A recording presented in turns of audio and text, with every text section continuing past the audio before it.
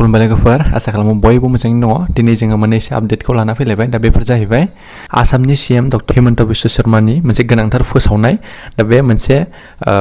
Facebook लाइभनि गेजेरजों मोनसे फोसावदों दा बे जाहैबाय मोनसे गोनांथार जोंनि आसामनि गासैनिबो थाखाय मोनसे गोनांथार फोसावनाय साख्रिनि एबा मोनसे अरुणोदयनि सायाव गोनांथार फोसावनाय होदों अब्ला नोंथांमोना दा बेखौ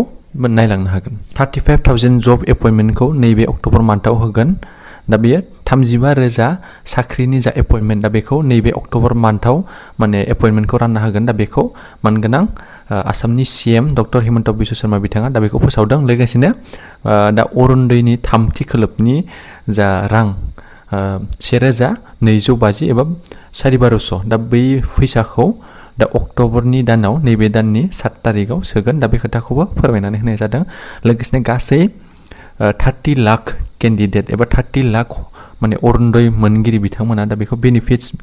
बेनिफिसियारिसफोरा दा बेखौ मोनगोन बे खोथाखौबो रोखायै बुंनाय जादों 30 लाख माने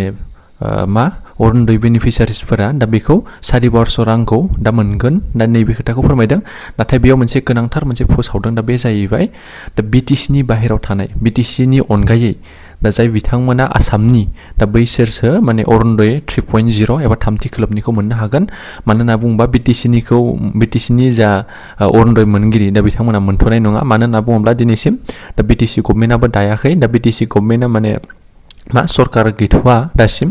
दा नै सरकार दाखांनायनि उनाव माबेसिम मा लेभेलाव थांगोन दा बेखौ जों बुंनो हाया नाथाय दासिम दा आसामनि सीएम बिथाङा फोरमायदों बेखौनो दि दा बिटिसिनि अनगायै दा गुबुन जायगा एबा गुबुन डिस्ट्रिक्ट दा बैफोरो अरुणोदयनि दा 3.0 नि 12,500 रां दा बेखौ मोनगोन होननानै फोरमायनाय जादों अब्ला बेजों लोगोसे जाय बिथांमोना अरुणोदयनि रां मोनगोन दा बैसोरनि थाखाय जायफोर गोदानै माने गेस बायगोन एबा गेसखौ माने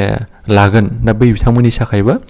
माने 250 थाखा दा बेफोरबायदि बेनिफिट्स मोनगोन एबा बैसोर 250 थाखाखौ मोनदेरगोन दा बेफोरबायदि खोथाखौबो जों बुंनायखौ नुनो मोननाय जादों अब्ला नोंथांमोना भिडिअखौ जोबजासिम नायलां आरो जोबजासिम नायनानै नोंथाङा माबाफोर गोनो गोथो दङब्ला दा कमेन्ट खालाम कमेन्टनि गेजेरजों फोरमायहर अके गोजोन्थों এই মাহত অসমত 35,000 যুৱকৰ নিযুক্তি হ'ব অৰ্থাৎ 35,000 নিকা নিযুক্তিৰে 35,000 পৰিয়ালৰ মুখলৈ হাঁহি বিৰিঙাব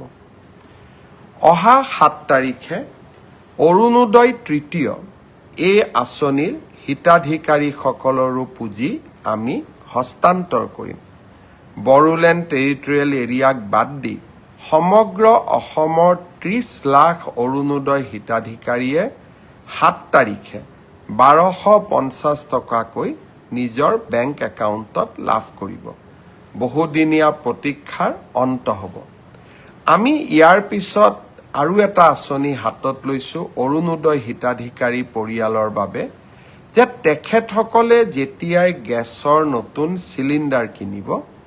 তেতিয়াই আমি তেওঁলোকক 250 টকা ৰাজসাহায্য দিম অৰুণোদয় হিতাধিকাৰীসকলক ইতিমধ্যে আমি গেছৰ কানেকশ্যনৰ নম্বৰ বিচাৰি প্ৰপত্ৰ প্ৰেৰণ কৰিছো আপোনালোকে সেই প্ৰপত্ৰ পূৰ্ণ কৰি আমাক সোনকালে উভতাই দিয়ক যে এলপি আৰু এমই লিষ্টত পিজি আৰু গ্ৰেজুৱেট পোষ্ট গ্ৰেজুৱেট আৰু গ্ৰেজুৱেট টিচাৰ পোৱা বহুতৰ নাম সন্নিবিষ্ট হৈ আছে আমি নিশ্চিত কৰিম যাতে পোষ্ট গ্ৰেজুৱেট আৰু গ্ৰেজুৱেট টিচাৰত যিসকল নিযুক্তি হ'ব তেওঁলোকৰ নাম যাতে এলপি বা এমই লিষ্টত নাহে অৰ্থাৎ যি ডাবল এপইণ্টমেণ্টৰ যিটো অভিযোগ থাকে তাক যাতে আমি বহু পৰিমাণে ৰোধ কৰিব পাৰোঁ আৰু সেই বিষয়ে ইতিমধ্যে বিভাগৰ বিষয়াসকলক মই স্পষ্ট নিৰ্দেশ দিছোঁ